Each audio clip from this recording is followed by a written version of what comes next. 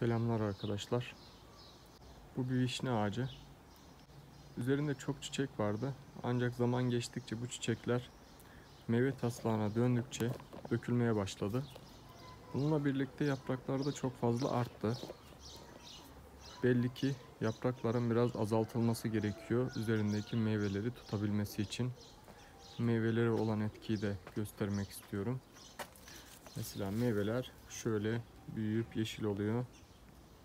Ancak bu şekilde sararıp dökülüyor. Bunun önüne geçmek için şu yaprakları buduyorum.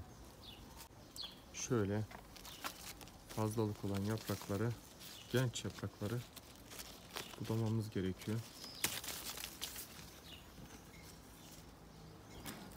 Üzerine meyve olmayan yapraklar gidiyor. Bunları budamanın bir zararı olmaz. Çünkü hem üzerinde meyve yok hem de yaz boyu bu yapraklardan daha fazla çıkaracaktır. Haziran ayında meyvelerini verir vişne ağacı.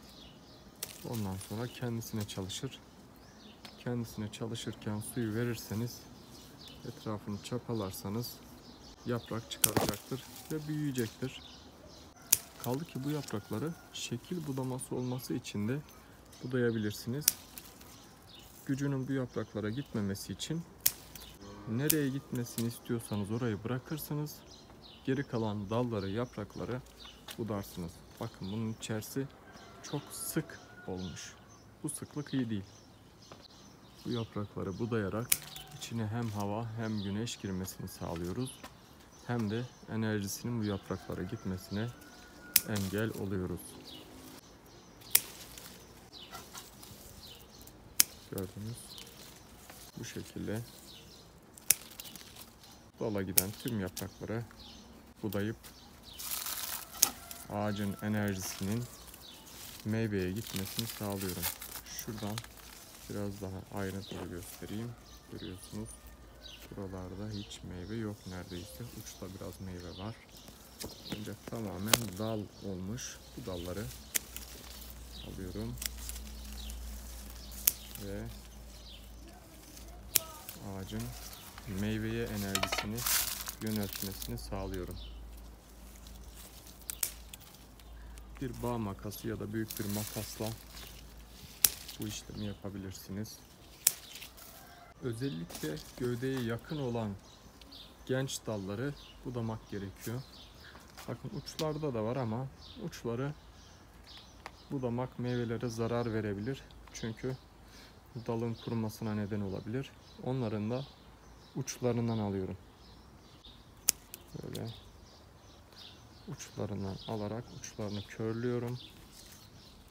Böylece enerjisini meyveye aktaracaktır. Bayağı bir açılma oldu. Yani ağaçta meyvelerin görünecek şekilde budanması gerekiyor. Meyvelerin görünmesi gerekiyor. Yapraktan hiçbir meyve görünmüyor neredeyse. Bu budamadan sonra meyveler görünecektir. Güzel, yavaş yavaş meyveler ortaya çıkmaya başladı. Acımayın arkadaşlar, bunları doğrudan kesin. Dediğim gibi yazın tekrar bunları büyütecektir. Ben yaz olduğunda meyveleri aldıktan sonra şu dalları da kesiyorum. Yani bu şekil budaması da yapıyorum. Her ne kadar yazın budama yapılmaz dense de ben şekil budamasını yapıyorum. Çünkü bir sonraki sene için iyi şekilde ağaç daha iyi meyve verecektir. Bu nedenle budamaktan çekinmiyorum. Hepinize de böyle bir budamayı öneriyorum. Yalnız şunu da belirteyim ki yazın yaptığımız budama güz ya da bahar aylarında yaptığımız kadar ağır olmaması gerekiyor. Yoksa ağaca fayda değil zarar vermiş oluruz. Genç dallarını budadığımız ağacın meyvelerini görüyoruz. Epeyce bir meyvesi var. Budamanın işe yaradığını söyleyebilirim.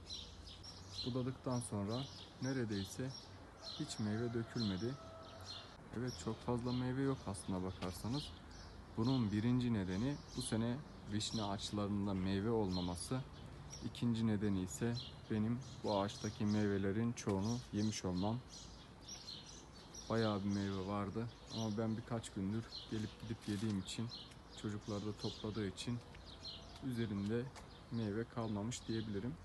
Bununla birlikte iyi sonuçları göstermek için hali hazırda üzerinde kalan meyveleri göstermek istedim.